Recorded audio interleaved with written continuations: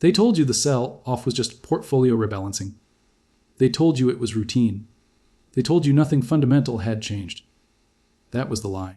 What actually happened is that the largest allocator of capital on Earth quietly began stepping away from the core assumption, holding the entire post-war financial system together. Not loudly, not dramatically, calmly, methodically, trillions at a time. And if you think that move has nothing to do with you, you're already behind. $38 trillion. That is not a forecast. That is not a model. That is the current U.S. national debt sitting on the books right now. Today, while you listen to this. And the number itself isn't even the danger. The danger is the physics behind it, because debt at that scale doesn't behave like normal debt. It behaves like mass. And once it crosses a certain threshold, gravity takes over. This isn't ideology. This isn't politics. This is balance, sheet mechanics. While headlines argued about elections and rate cuts, something far more important happened in the background. Treasury auctions started failing quietly. Foreign demand began thinning. Settlement currencies diversified. Collateral chains tightened. And the people who actually clear trades for a living adjusted their exposure accordingly. No press conference. No emergency meeting. Just filings. Flows. Allocations. This isn't theory. This is published data. The market price you see every day is not the system. It's the reflection of the system. Delayed, distorted, and softened for public consumption. The system itself already moved. Global debt just crossed $250 billion. 1 trillion. That's more than 2 times the productive output of the entire planet in a year. In peacetime. With no reconstruction excuse. No reset. Just accumulation. And the United States alone added more than 2 trillion in new obligations in less than 12 months. Not for factories. Not for infrastructure. Not for productivity. But to service the last layer of promises made to cover the layer before it. This is the math they refuse to run on television. Debt that grows faster than output must be financed. Financing requires buyers. Buyers require confidence. Confidence requires restraint. You cannot cheat that sequence. And here's the part most people miss. Reserve currency systems don't collapse because the issuing nation becomes weak. They collapse because they become structurally inconsistent. Too large to discipline. Too indebted to stop. Too confident to reverse. We've seen this movie before. Not once, not twice, 3 times with surgical precision. Every global reserve system follows the same arc. The details change, the language changes, the flags change, but the stages never do. First comes dominance. Capital floods in. Trade centralizes. The currency becomes the lubricant of the world economy. Growth feels permanent. Risk feels optional. Time feels infinite. Then comes expansion without constraint. Wars get cheaper, on paper. Social promises get easier, on paper. Balance sheets stretch. Central authorities learn they can defer pain with issuance. Asset prices rise faster than reality. Confidence feeds leverage. Leverage feeds illusion. Then comes the part nobody notices while it's happening. The exit. Not a panic. Not a crash. A rotation. Institutions don't run. They rebalance. They don't shout. They file. They don't dump. They redirect. This phase never shows up in headlines because it looks boring. But it is the only phase that matters. Because once the largest holders decide they no longer need to be overexposed to the reserve unit, the clock starts. And that clock has never been wrong. Spain learned this when silver inflows destroyed its cost structure. The Netherlands learned this when financial innovation outpaced solvency. Britain learned this when war debt hollowed out its currency base. Different centuries, same math. In every case, smart capital moved first. Not because of ideology, because of arithmetic. And once enough capital leaves, the system can no longer absorb its own liabilities without debasing the unit that defines it. That's when price detaches from fundamentals. That's when paper loses its anchor to physical reality. And that's exactly where we are now. Foreign holders have been reducing exposure to U.S. sovereign debt for over a decade. Slowly at first, then persistently. Not because they hate the dollar, because they can read duration risk.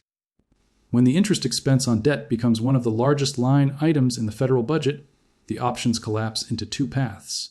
Inflate it away, or default quietly through devaluation. There is no third door. Raising rates to truly defend the currency would render the debt mathematically unserviceable. Keeping rates artificially suppressed guarantees long-term erosion of purchasing power. Either way, the The holder of paper loses. This is why capital is moving into things that cannot be conjured into existence with a keystroke.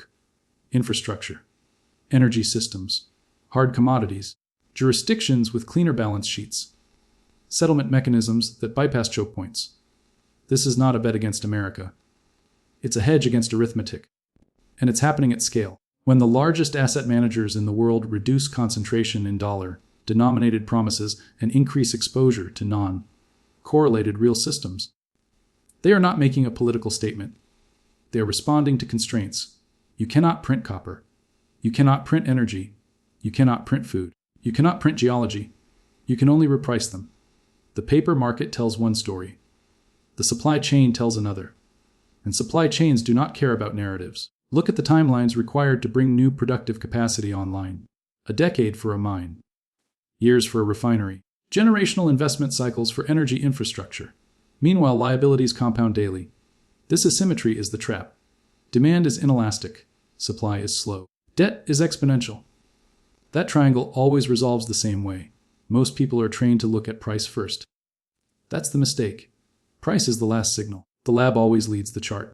Chemistry precedes valuation. Physics precedes policy. When institutions begin preparing for a world where settlement risk matters more than yield, you are no longer in a normal cycle. You are in a transition. And transitions are where wealth changes hands. Not because of brilliance, but because of positioning. During every prior reserve shift, the public was told everything was under control right up until it wasn't. Stability was promised until devaluation arrived overnight. Savings lost purchasing power not because of theft, but because of dilution. No one announced the end. It just arrived. The middle class didn't fail. The unit failed them.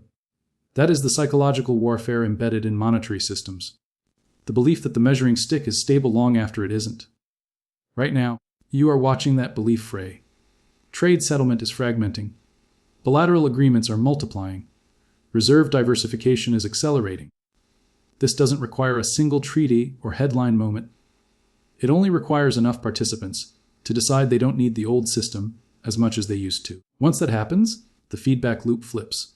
Excess currency returns home. Prices rise domestically.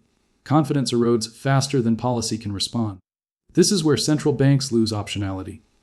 They can soothe markets or defend the unit, but not both. And every delay compounds the eventual adjustment. This is why recent price weakness in real assets is not a warning. It's an invitation.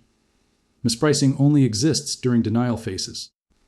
When consensus still believes yesterday's structure will persist tomorrow. It never does. Institutions know this. That's why they move before permission is granted. Before narratives change. Before textbooks are rewritten. The audience always arrives late. Unless they stop watching price and start watching flow. Flow tells you where belief is going. Price only tells you where belief has been. What comes next does not require imagination. It requires acceptance. Long timelines collide with short promises. Physical constraints collide with financial abstractions. And eventually reality asserts itself. Not violently, inevitably. The people who navigate this period intact are not the ones who panic. They are the ones who detach emotionally from paper signals and anchor themselves to structure. They understand that liquidity is optionality, that leverage is fragility, that resilience is boring until it isn't. They ignore noise. They watch constraints. They let institutions show their hand through action, not words. And right now, the action is clear. Capital is not fleeing chaos. It is repositioning for order, just not the order you're being sold. Events are already in motion. Allocations have already shifted. The adjustment has already begun. You don't need to rush. You don't need to react. You need to see clearly. Because in every cycle like this, the real risk was never doing the wrong thing. It was doing nothing while assuming the system would protect you by default. It never has, and it never will. The most dangerous assumption you can hold right now is that this transition will announce itself cleanly. It won't. Reserve systems do not end with a headline. They end with a shrug. They end with people noticing that prices don't behave the way they used to. That wages feel lighter. That savings don't stretch. That the explanations stop matching lived reality. By the time the language changes, the damage is already done. That's why watching policy statements is useless at this stage. Policy is reactive.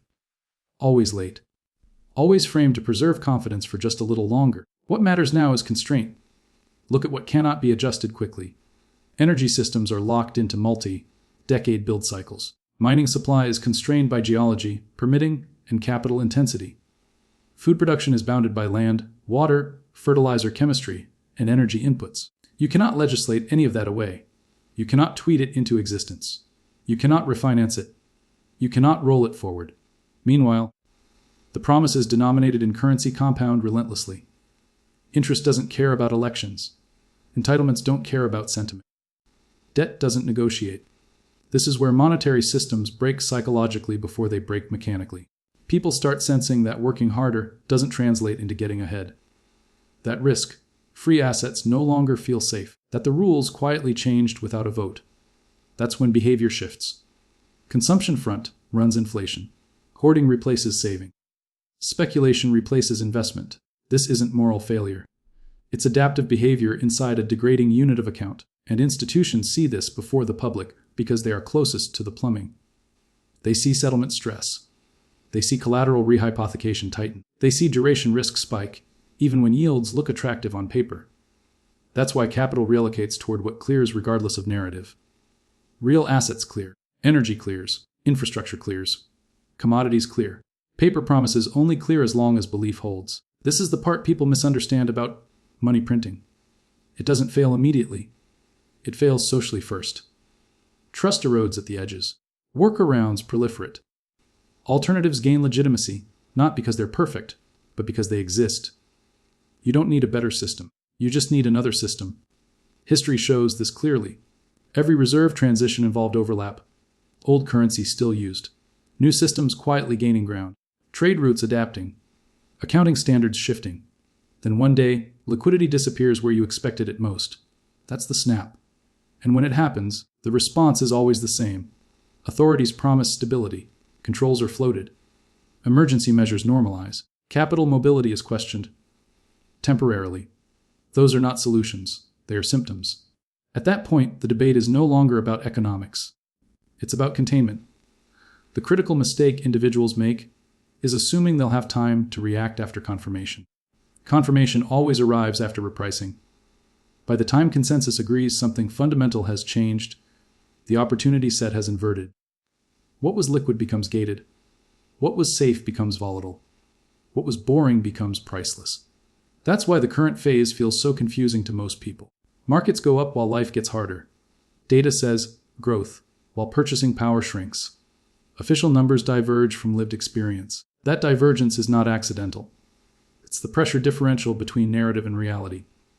Eventually, one side gives, and it's never reality. This is why patience matters now more than activity. Not passive patience, strategic patience. The kind that comes from understanding where the exits are before the crowd notices the room is filling with smoke. You don't need to predict dates. You need to recognize phases. Phase 3 is not about collapse. It's about repositioning. It's about reducing fragility. Shortening dependency chains. Owning fewer promises and more function. Function survives transitions. Promises don't. A power plant functions. A mine functions.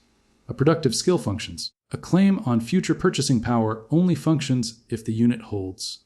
That's the difference. Most people are optimized for a world that no longer exists. A world of stable purchasing power, predictable correlations, and perpetual liquidity. That world required discipline that was quietly abandoned years ago. Now the bill is coming due, not dramatically, but persistently. And here's the uncomfortable truth. This process doesn't end with villains exposed or justice served. It ends with a new normal that makes the old one look naive. Those who adjusted early are labeled lucky. Those who didn't are told it was unforeseeable. It was always foreseeable. The math never changed. What's changing now is who the system serves. When capital flows away from broad public instruments and toward private, real, jurisdictionally diversified assets, it signals a loss of faith in centralized guarantees. That doesn't mean chaos. It means stratification. Those closest to the flows adapt. Those farthest from them absorb the adjustment. This is not pessimism. It's observation. And observation leads to clarity. Clarity strips emotion from decision-making. It replaces hope with structure. It replaces fear with preparation. Nothing about this requires panic. Panic is expensive. Panic benefits those already positioned. What's required is honesty. about incentives, about constraints, about where you sit in the system. Ask yourself one question and answer it without comfort. If the rules of the monetary system were to change quietly over the next few years, would your current positioning benefit or suffer? Not morally, mechanically, because systems don't reward intent. They reward alignment. Alignment with physics. Alignment with incentives. Alignment with reality. Everything else is noise, and the noise will get louder as the transition progresses. There will be rallies. There will be reassurances. There will be statistics designed to calm rather than inform. Ignore them. Watch what large capital does when no one is watching.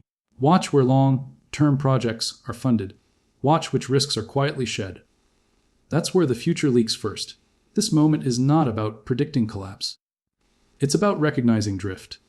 Slow, powerful, directional drift that only feels sudden if you weren't paying attention. You still have time to think clearly. You still have time to reposition thoughtfully. You still have time to reduce dependence on assumptions that no longer hold.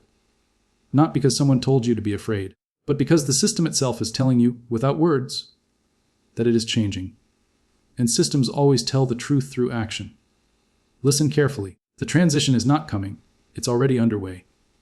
Once you see it, you can't unsee it. The numbers stop being abstract. The headlines stop being persuasive. And the daily price action stops feeling relevant. Because you understand something most people don't. Markets don't move on opinions. They move on constraints. And right now, the constraint is not confidence. It's credibility. A system built on rolling obligations forward forever only works if new participants willingly absorb the old promises. When that willingness fades, even slightly, the system must compensate with force. Higher yields, more guarantees, more intervention. Each compensation weakens the structure further. This is the feedback loop no central bank can escape. They can smooth volatility. They can delay recognition. They cannot repeal arithmetic. This is why reserve transitions are never managed cleanly. They are negotiated by necessity, not design. And necessity doesn't care about reputations or legacy narratives. It only cares about clearing. What clears survives. That's the final filter. The reason this moment feels psychologically heavy is because you're standing between two worlds. One where trust carried value effortlessly, and another where value must justify itself physically. That shift is subtle at first, then permanent.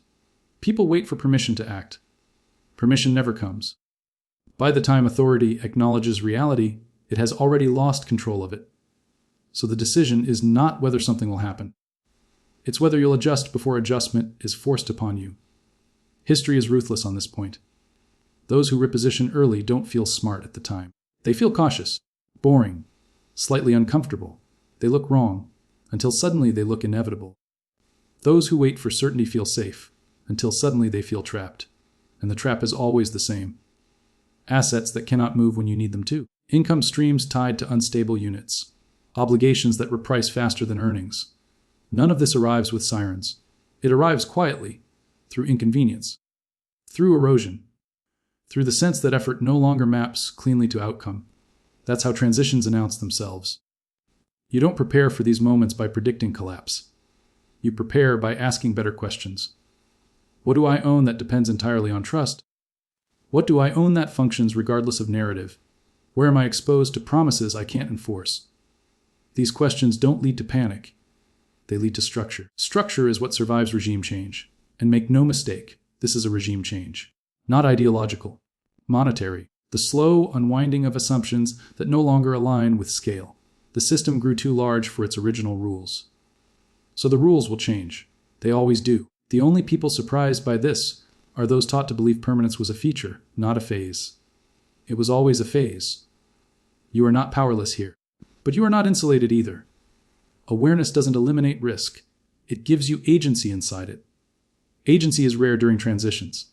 That's why it's valuable. What comes next will feel confusing before it feels obvious. There will be moments where the old system appears to reassert itself.